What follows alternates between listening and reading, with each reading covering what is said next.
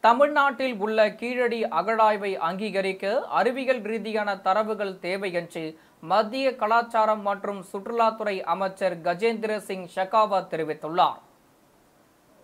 பிரதமர் மோடி தலைமையிலான மத்திய அரசு 11 ஆண்டு காலத்தை நிறைவு செய்வதையொட்டி சென்னையில் செய்தியாளர்களுக்கு அவர் பேட்டி அளித்தார். அப்போது பிரதமர் மோடி தலைமையிலான 11 ஆண்டு கால ஆட்சியில் அனைத்து துறைகளிலும் பரவலான வளர்ச்சி ஏற்பட்டிருப்பதாக கூறினார். 2047ஆம் ஆண்டிற்குள் வளர்ச்சியடைந்த இந்தியாவாக மாற்றும் நோக்கத்துடன் மோடி அரசு செயல்பட்டு வருவதாக அவர் குறிப்பிட்டார்.